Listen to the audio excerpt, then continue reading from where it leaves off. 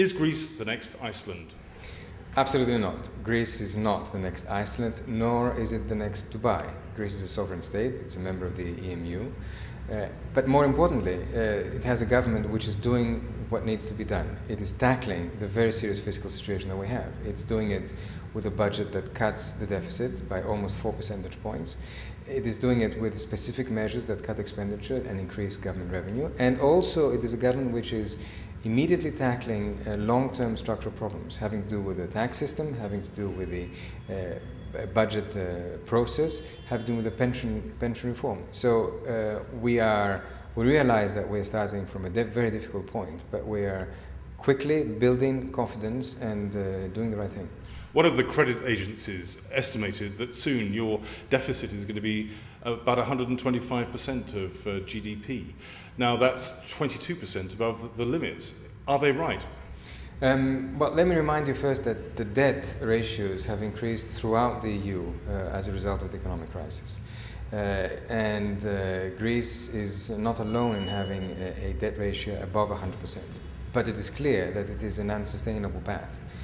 We intend to stabilize it and control it by, in the next years, returning to primary balances that are positive, with a privatization program that will reduce the debt, and by a medium-term program that shows the determination to tackle these kind of problems over the long term. And is that credit agency right? Is your debt going to reach 125%?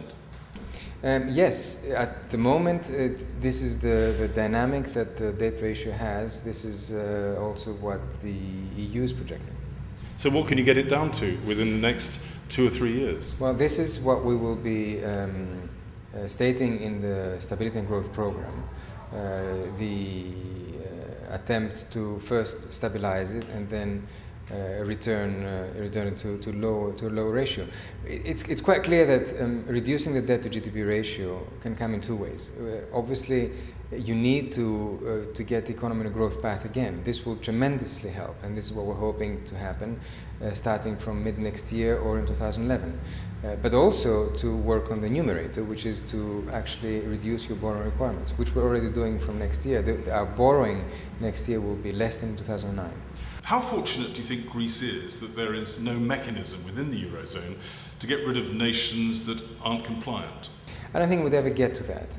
I think that while concerns are not misplaced and that the problems are serious, Greece has shown in the past the ability to face up to difficult circumstances. Let me remind you that when we had, in 1993, before the Greek entry into the EMU, we had a similarly very difficult situation with very high inflation rate, interest rates sky high, negative GDP, and yet with a particular adjustment program, medium term, consistent, stable, we managed to get our public deficit in order and be able to join the Eurozone. Do you think Greece really deserves to be in the Euro? Because there are some people who believe that the country cooked the books in order to get into the Eurozone. This is not true, and it is not supported by any real evidence on the numbers. But do you think that Greece deserves a place in the Euro? Certainly, because Greece abides by the rules. Let me remind you that at the moment, Greece is not the only Eurozone country with a deficit of that order. Ireland has one. Other large countries are breaching the rules of the Stability and Growth Pact. We are in exceptional circumstances because there was an overrun in the budget during 2009, but we're quickly correcting that. How are you going to be able to, at the same time, fulfill your promises made before the elections and also satisfy the demands of the European central bankers? We are committed to helping the economy get out of recession and help those the dispossessed.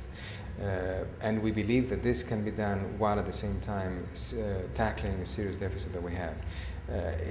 It is, in a certain sense, also, it's not just an obligation, but it's also part of the package to get the economy going again, to restore business confidence, to restore consumer confidence, get people spending again, get people to contribute to an upturn. Do you think that you'll ever be able to resolve the issue of tax evasion? It's not in our DNA. It's a question of rules, procedures, political will to tax. Rules and procedures are things that Greeks don't like.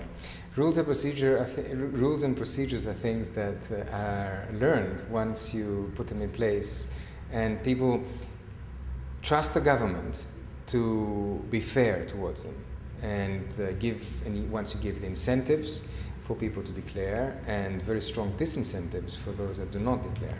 It's not rocket science. It's been done in other countries with similar cultures to ours.